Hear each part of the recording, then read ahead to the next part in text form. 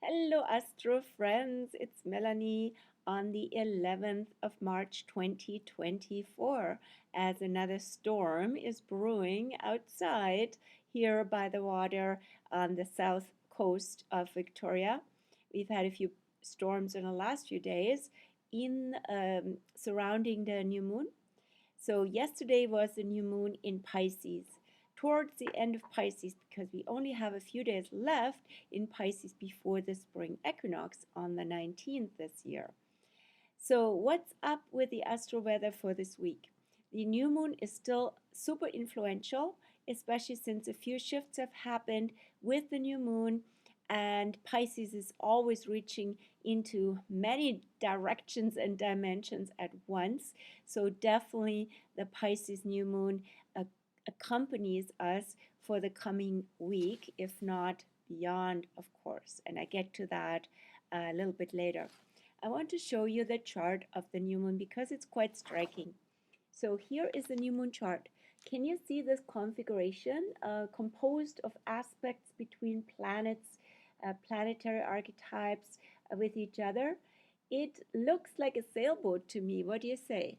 So you have two sails here, you have two masts here, and you have the body, the boat itself, which is almost like concentrated here in end of Pisces, where the new moon is, Neptune is, Mercury has just moved over into Aries.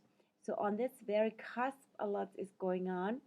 And also the moon, the new moon is sandwiched between Saturn and Neptune.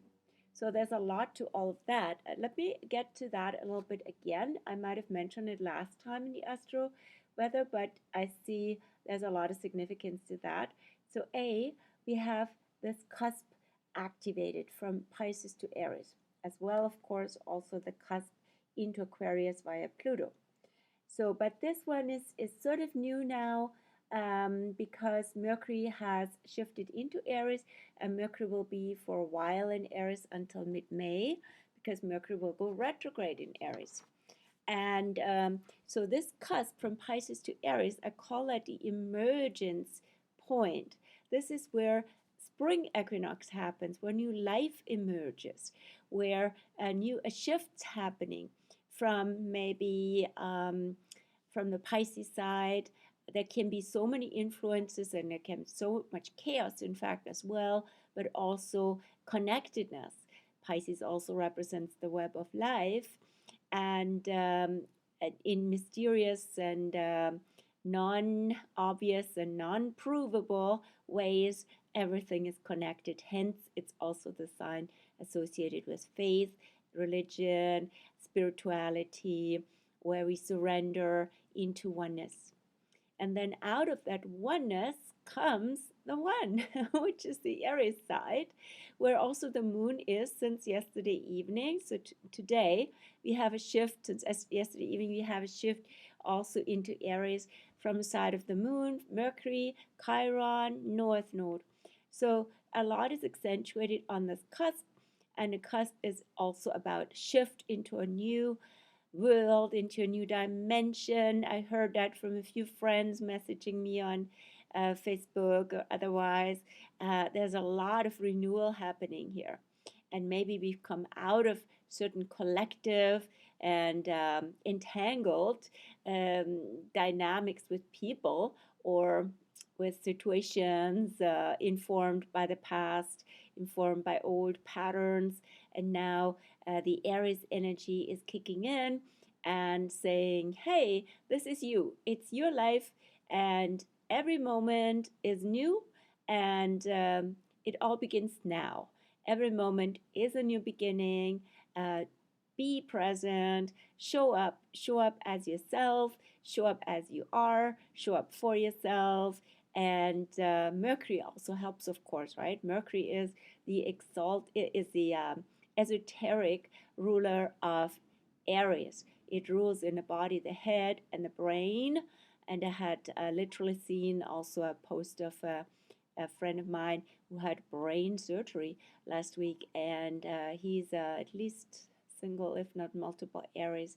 So there's a lot of healing going on these days for Aries energy that can literally affect you, and also affects everybody to go ahead. Like Aries has to do with going ahead, being brave, being bold, showing up, and all of that, being a warrior, being a hero, and being alive.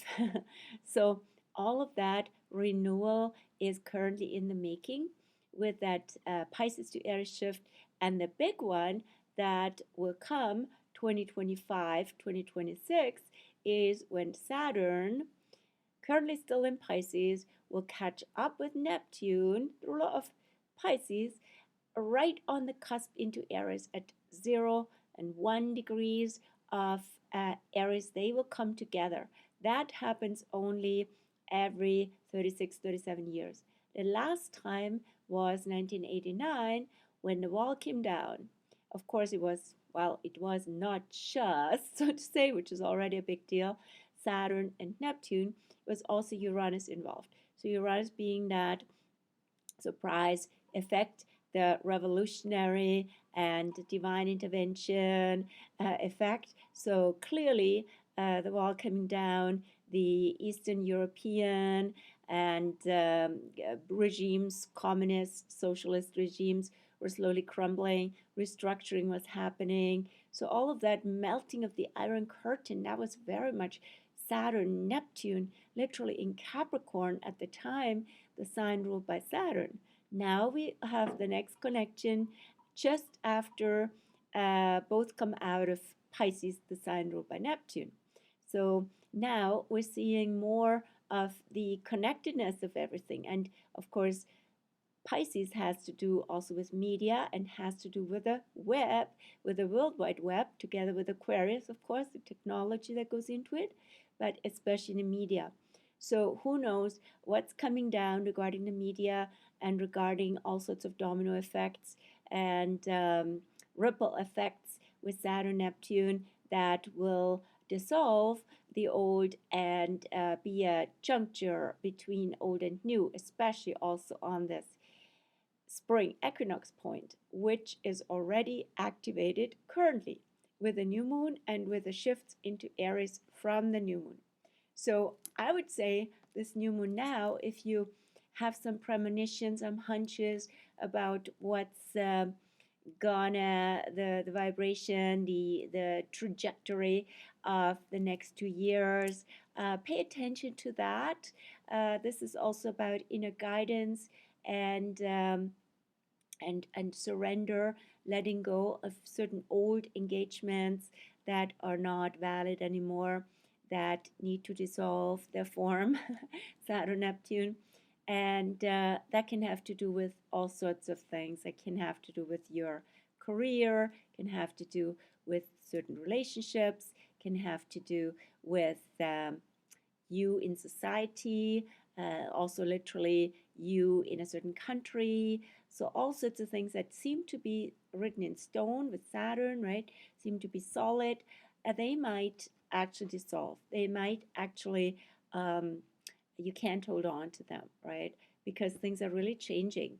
So there's a lot coming down, not quite yet, but next year, 2025, in the summer, they come together already for the first time, and then eventually come together and both enter Aries for good, because they go back into Pisces before, but they will eventually fully enter Aries in February, March 20, January, February 2026.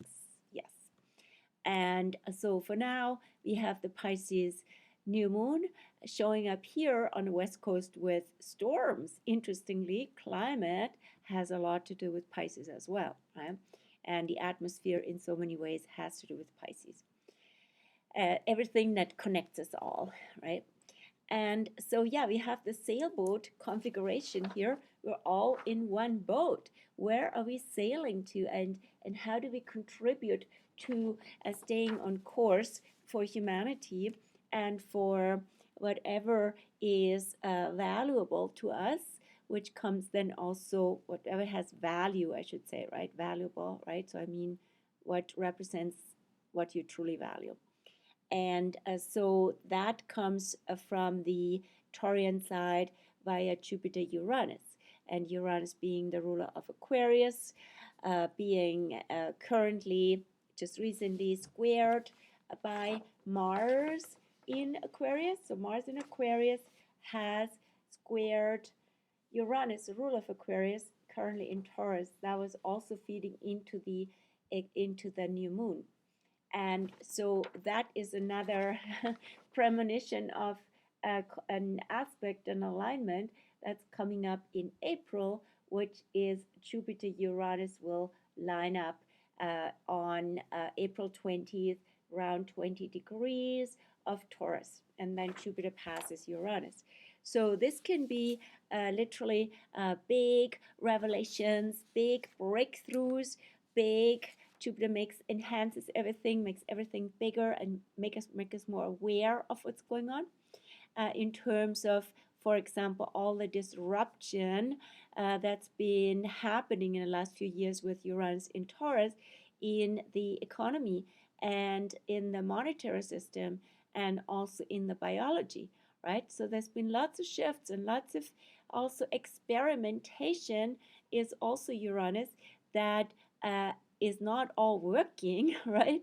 So trying out a new approach is not always guaranteed to be a solid result, right? So that's why Uranus also doesn't really, one reason why Uranus doesn't really feel comfortable, so to say, in Taurus. It actually disrupts our comfort, disrupts our comfort zone, our comfort traps, and helps us from a spiritual perspective to be free and more unattached.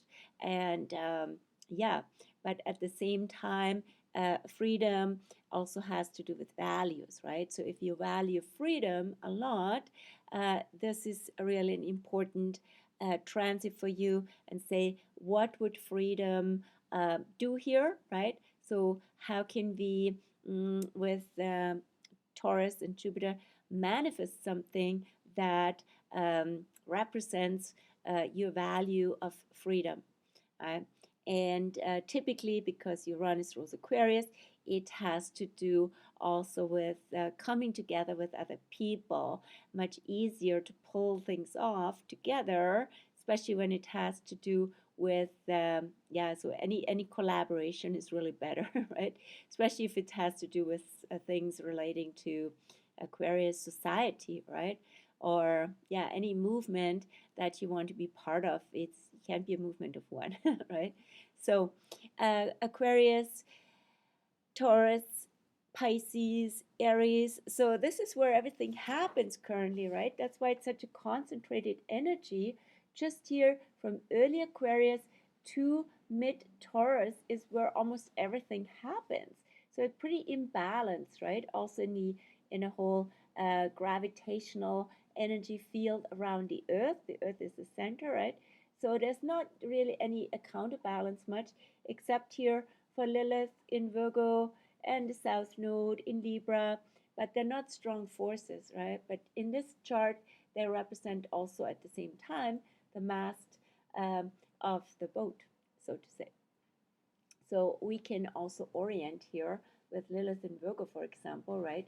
This could be sort of a higher ground to look at things, literally mast of the boat, from a place of wellness with Virgo, and pretty much opposing, in fact, the new moon in Pisces. Yeah, I'm just seeing that now for some reason. So wellness and oneness, right? So wellness meaning what needs to be in place in terms of our practices, our wellness practice, and our health, and our certain healthy routines to keep us in alignment, to keep us in good shape, and also be able to be of service and be work-wise, do what we really love and what we're really skillful at. So this is really important. And Lilith, what would Lilith say to that? Lilith is in Virgo now until when is that? I believe summer at some point. Sorry, lost track at this moment. Lilith now in Virgo since October until July, I believe. So Lilith helps us to be more unconditioned and unconventional, so to say, about how we serve and how we also um, keep ourselves in a healthy wellness state. So it can add again more to the autonomy of Aries, the freedom of Uranus, and so on, right? So Lilith says, be in your temple of wellness, Lilith in Virgo, right? Whatever that means to you and whatever is aligned with your higher self. And yeah, new moon. So the new moon also catalyzed Venus, another cuspy energy moving over the Aquarius to Pisces cusp, and that happened this afternoon. So Venus is now in Pisces until April the 4th, and of course we'll meet Saturn there on the 21st of March, and we'll meet Neptune, the grand finale, on March the 3rd, just before she enters Aries. So Venus in Pisces brings transcendent and connective, loving vibes, right? So Venus is like we are one, right? It's not so much a individual that loving attraction.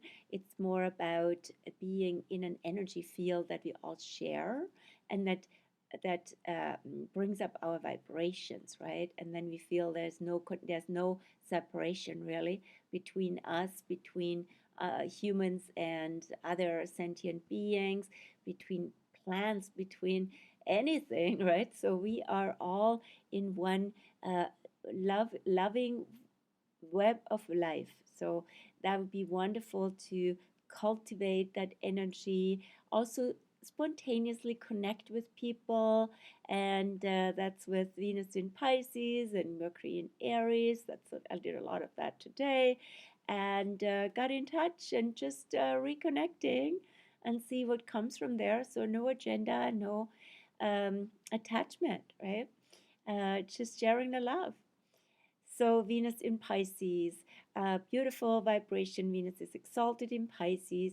She's there basically in her top uh, top position in the zodiac, and especially when she connects with Neptune on the 3rd of April. But before, she will connect with Saturn on the 21st of March next week. Yeah, next week, just after the spring equinox. So Venus will connect with Saturn and past Saturn. This is also like love and connectedness beyond fear and separation, right? So fear is often what comes up with Saturn, and then fear pretends to protect us.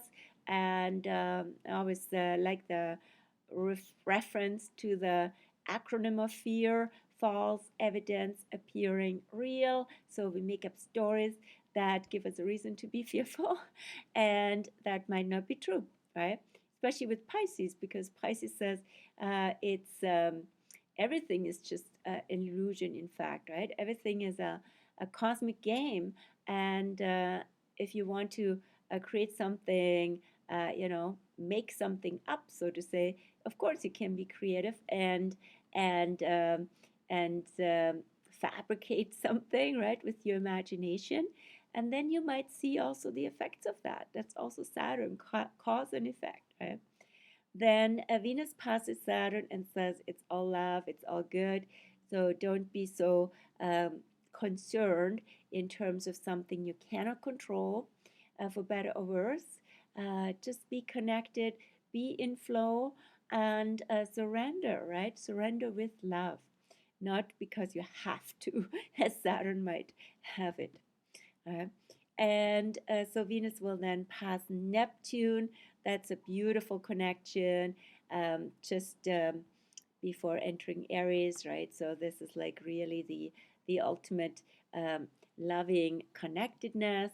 If you want to, you know, I mean, I don't want to, create an agenda in that regard, but it would be beautiful for anything musical, anything that is like really open and expose yourself to what can be a better vibration, right? That you like to bathe in would be Venus, Neptune, right?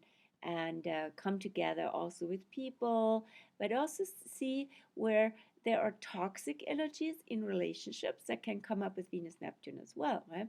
And where it's time to let that go. Let it go with love. Don't hang on to it, but let it wash out. Then we have currently, yes, that Venus has entered Pisces. Let me just check my cheat sheet here, and I will also post um, that lineup of planets this week. Oh, it's not coming up. I don't know. See, again, it's Pisces. I have to surrender to what is. No, it's coming now with a Buddha icon.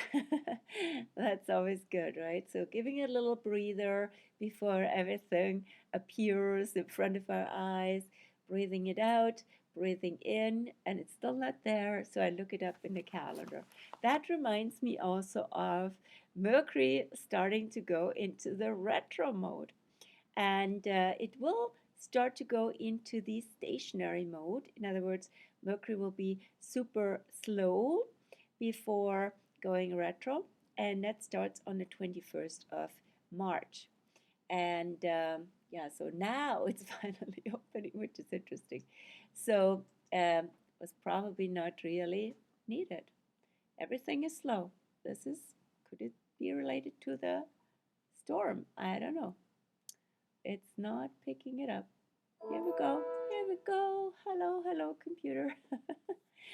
So, yeah, Venus entered Pisces. Again, Mercury freshly in Aries, going into pre-retro storm on the 21st. So, some of us have already noticed, just simply for since Mercury entered Aries, because Mercury is also fast, and also the timelines are not necessarily so to say, accurate. Sorry, they're more relative regarding to what we tune into. And you might have also already noticed some premonitions of this Mercury retro phase that's coming up. What's that about? This is, for example, since Mercury is really fast in Aries, Aries is a fast sign, so it can be also your ideas, your thoughts are faster than you can catch up with or than other people can catch up with. So be considerate about that not everybody picks things up as fast, or you might have even skipped a few steps and didn't explain that. And it would be worth really checking in whether people really get what you mean, and whether communication, arrangement, any of that is mutual and it's not just one side, it's not just happening in your head, which would be also classic Mercury retro in Aries, right? So really also being considerate of others, but it's also a great time to um, uh, get to that Aries dynamic. We got lots of time with Mercury in Aries this year until May 15th, right? So that's uh, more than um, more than 2 months. Yeah, almost what? April, May. So yeah, more than 2 months. Started on March the 9th. So we get lots of time for Mercury in Aries. In other words, we can pick up lost pieces around the Aries dynamic that we need to think about, or maybe also talk about. And that again can have to do with the authenticity, and especially since Mercury also will connect with Chiron 3 times, right? When it is as it is in Aries, in forward course, in retro course, and in forward course. That's really significant. So Chiron having to do with healing, having to do from the Aries perspective also with where everything started. So in other words, also early wounds. So maybe going back to that and sharing that or journaling that, what has been um, wounding and traumatic for you early in life, can be really helpful to move that dynamic forward and add new steps to healing. So it might require some courage, because it can be raw stuff, right? That's all part of that, right? And it might not work for the at the first time.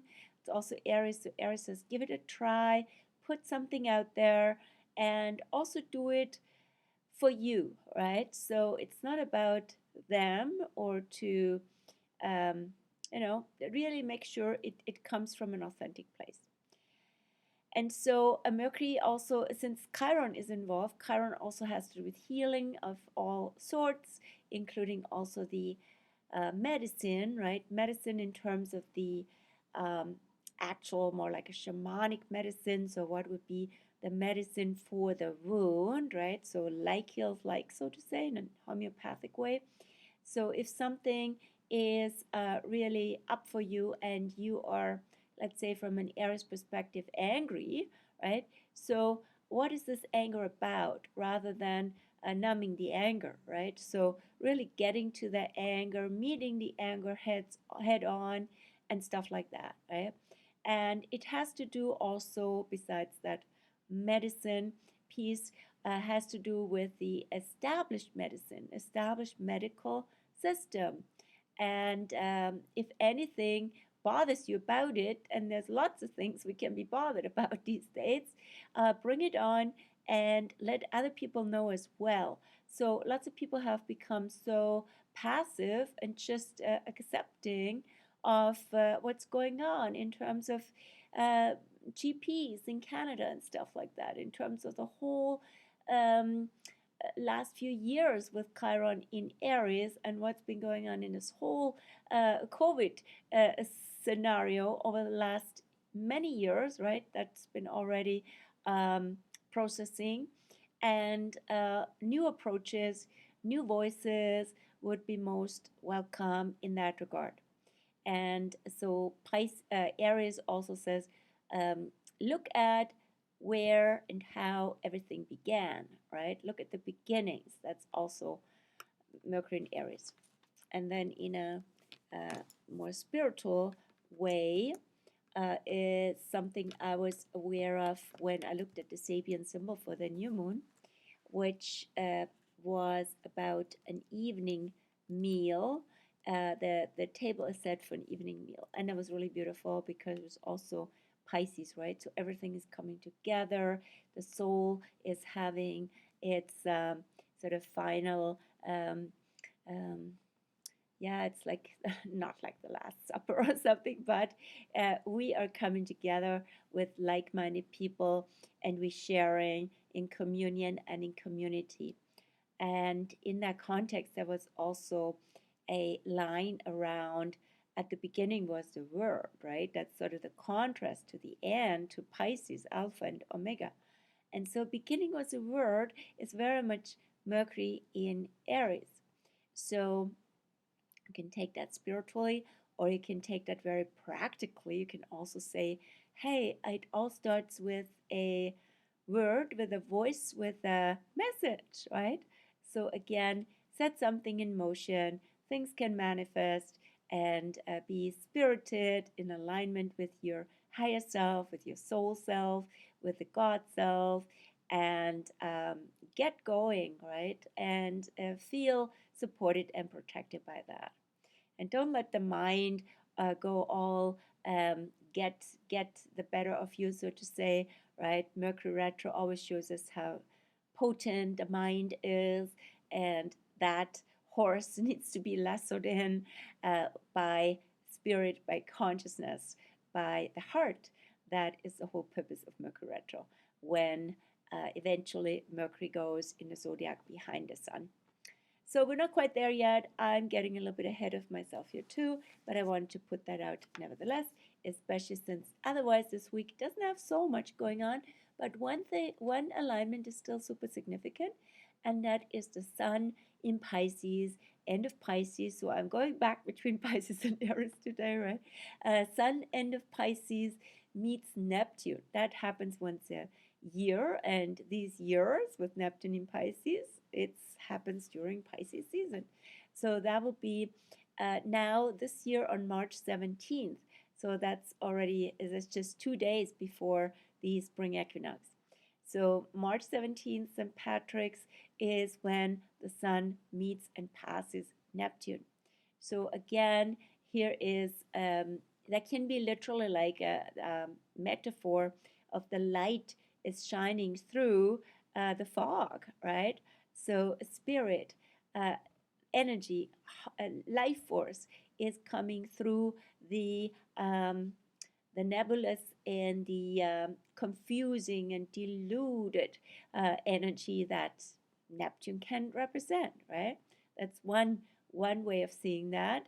And you can also say this is the time to make your um, spiritual dimension more conscious, right? That's also Sun Neptune would be wonderful for a spiritual event, so to say, and any practice, right?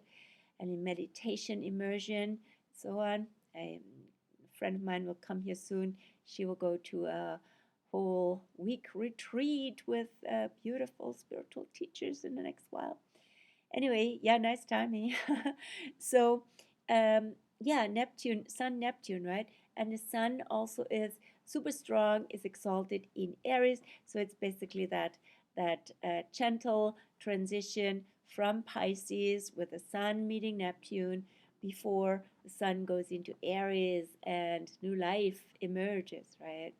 And yeah, that's about it. One more thing I want to say, two more things I want to say. One is, of course, yeah, late Pisces that we're still in for this full next week has an extra Pisces undertone in the decanate system that I like.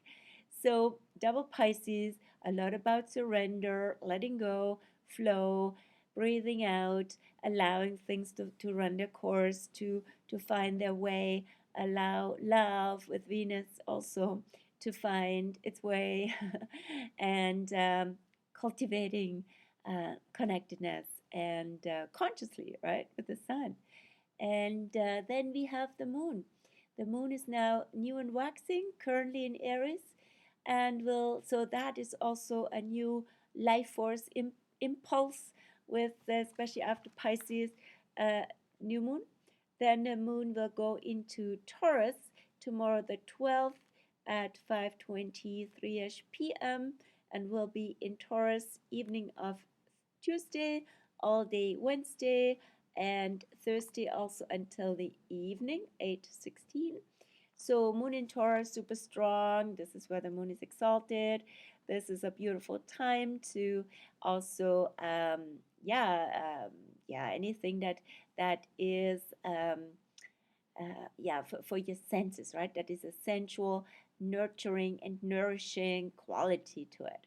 And with that, the moon will also come into alignment with Jupiter. We can even see the crescent moon with Jupiter, hopefully, finally clear skies again, evening sky. Moon, Jupiter, and next to Jupiter, super close, would be not visible Uranus, right? So the moon will also pre activate this Jupiter-Uranus alignment that will become exact in April. And so this is also some sense of premonition, right? Where you can see, okay, what is really with embodying freedom, with joy, with renewal, with paradigm shifts, with yeah, breakthroughs, right?